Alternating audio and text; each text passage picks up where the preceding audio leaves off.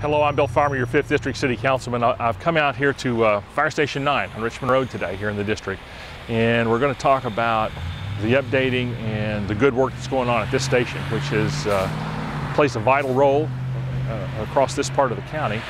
But I always like to come out and be with folks at the fire service. They're very inventive, like this fire extinguisher that's now a mailbox. That's the inventive thinking you need when they're out making a run to your house. Stay with us, you'll learn all about it. Thank you.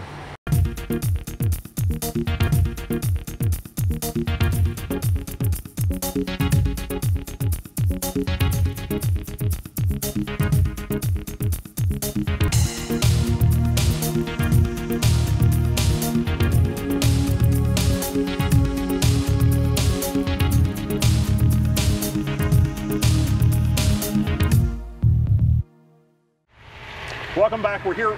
We've moved over in front of Fire Station 9, and Jordan Sauce, who's battalion chief, and I guess you are the PIO for the fire department, aren't you? Correct. Congratulations on that. Thank you, sir. I mean, there's a lot that goes on a daily basis, I'm sure. Oh, yes, sir. Well, I appreciate that service very much. I'm really excited about what's going on here, though. I mean, this is a grand old fire station that I remember, unfortunately, being built however many years ago that was. And it just really was kind of a neighborhood station. But what area does this station serve generally? Station 9 serves the Richmond Road corridor.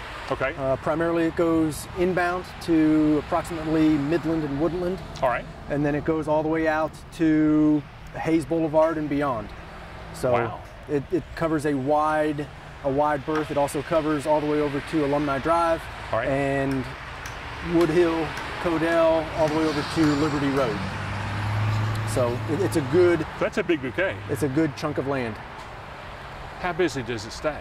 This is one of our rescue companies. Okay. And so it's a specialty house. So the engine company alone stays pretty significantly busy, but it also houses an ambulance. It's one of the 12 frontline ambulances that we have in the fire department that make 911 emergency responses. And so our EMS numbers across the city average around 40,000.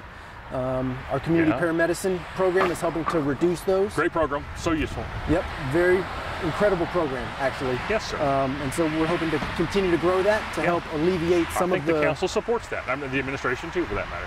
Yep, and so we're hoping to alleviate some of the workload on the ambulances, and that community paramedicine program is actually doing well in doing that. So, you know, side note, really glad to hear. I mean, that's really great stuff. I mean, those are things that have come online, become very useful, and make a difference on a daily basis. Yes, sir. So here, you're kind of going to the next level, or, you know, you're remodeling. We have a small remodel job going on.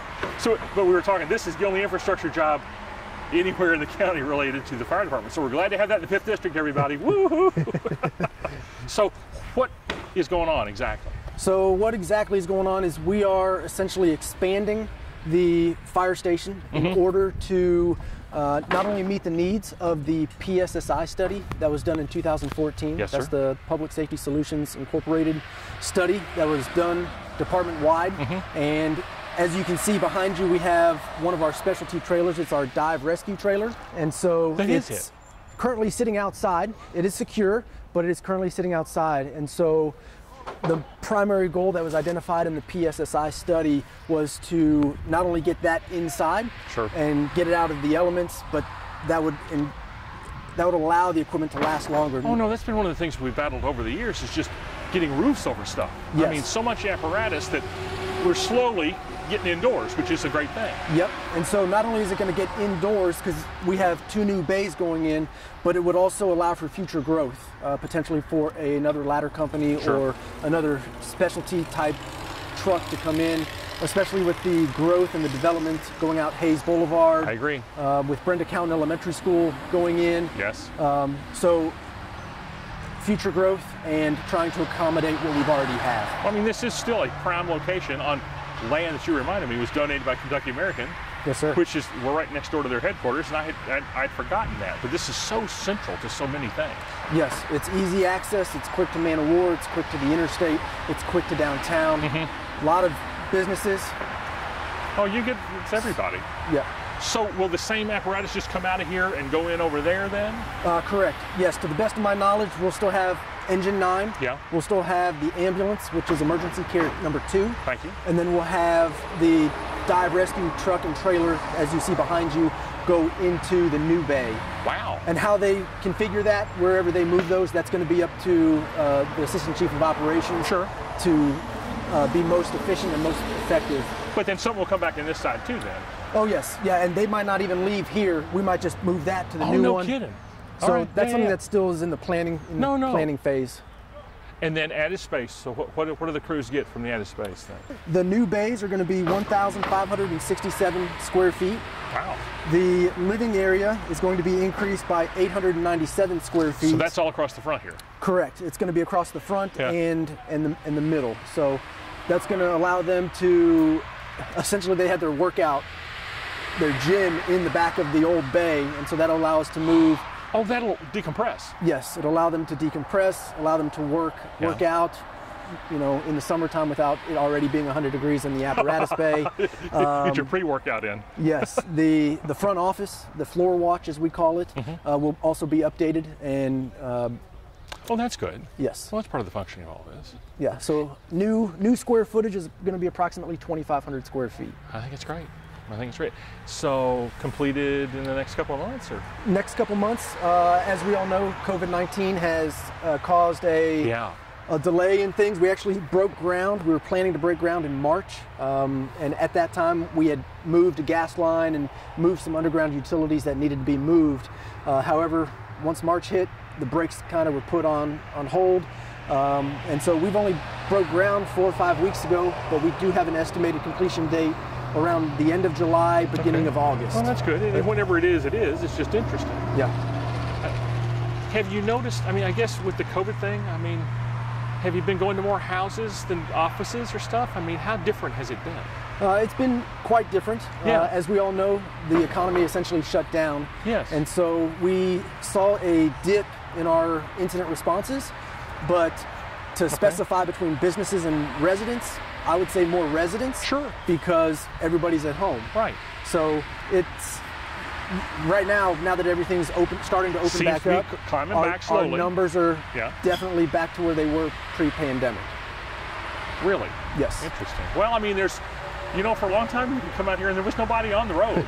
I mean, there was nobody. Yes. And now there's, I mean, this is about the right amount. I mean, I still distance. I would have shaken your hand, but we don't do that right now. Nope. But and the council still meets on Zoom, which is a brave new world in and of itself. Well, I love what you're doing here, and I love too the fact that this is kind of got a glazed brick inside there. Yep. I mean, that's beautiful. This has some nice architecture to it, and you're adding great stuff to it. So yes, sir. I assume we'll have a ribbon cutting or something. That maybe, I don't know. You know, the mayor loves it. Let me mention it to her. Okay, if you can make it work, if that's what you want, we'll make it happen. Well, I think we need to celebrate our progress. We'll be happy to participate. Well, I'm sorry there's no 4th of July parade this year, but we'll make something happen. Yep, and we still have some requests for neighborhood parades, but those are definitely on a smaller scale. And I'm glad to know that you take those and are fielding them. That's good. Yes, but again, with COVID restrictions, we are informing people that we aren't getting out of the truck, we're not interacting with people. That's so sad. It's the fire truck leading the parade or following at the caboose. Obviously still available to make emergency responses should something come in. But you see all those happy mothers lined up with their kids to have their picture taken sitting in the driver's seat. Yep. And it's one of the neatest things, and we can't, Americana things you can have. Can't do that right now. Dang it. But we'll get back to that. I'll let you get back to your work. Appreciate your time out here today. And while we've been here, these guys have gone out on a run, and they may be back shortly. But appreciate your good work and that of the whole fire service, and certainly the work that's going on here. So, well, we thank you for having me, and we appreciate the council's support and the mayor's support as we continue to provide services and medical care to the residents of Fayette County. You help everybody, and everybody remembers it. So thank you very much. You're welcome. So I'm Bill Farmer for LexPlore. If you have a time or a place or something we should know more about, just let me know through the council office. But for now, take care.